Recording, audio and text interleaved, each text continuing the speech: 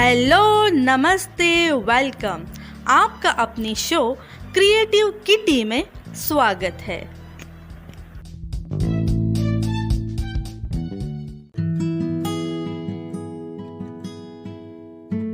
Friends, आज के इस एपिसोड में आप सभी का स्वागत है। आज के इस एपिसोड में हम बात करने वाले हैं माँ दुर्गा की चौथी शक्ति माँ कुष्मांडा की पावन कथा के बारे में। नवरात्रि में चौथे दिन देवी को कुष्मांडा के रूप में पूजा जाता है। अपनी मंद हल्की हंसी के द्वारा अंड यानी ब्रह्मांड को उत्पन्न करने के कारण इस देवी को कुष्मांडा नाम से अभिहित किया गया है।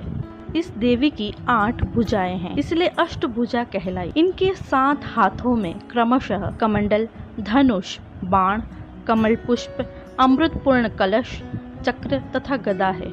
8वें हाथ में सभी सिद्धियों और निधियों को देने वाली जपमाला है। इस देवी का वाहन सिंह है और इन्हें कुम्हाड़े की बलि प्रिय है। संस्कृत में कुम्हाड़े को कुष्मांड कहते हैं, इसलिए इस देवी को कुष्मांडा कहते हैं। चलिए अब शुरू करते हैं माँ कुष्मांडा की कथा।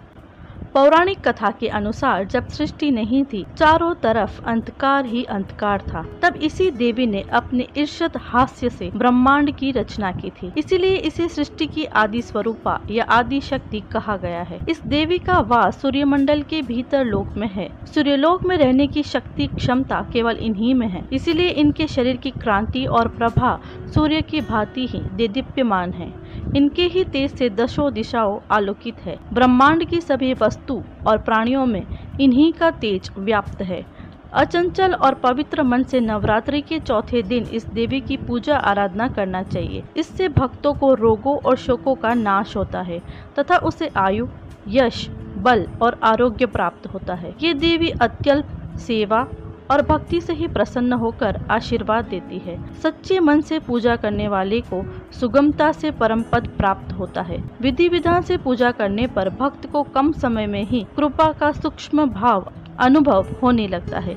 ये देवी आधियों व्याधियों से मुक्त करती है और उसे सुख, समृद्धि और उन्नति प्रदान करती है। अतः इस देवी की उपासना में भक्तों को सदैव तत्पर रहना चाहिए।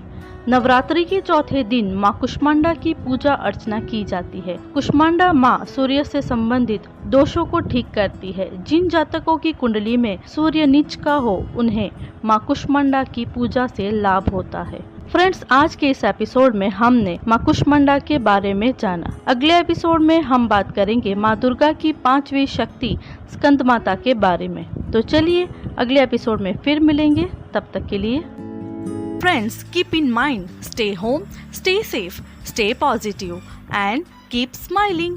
Bye bye.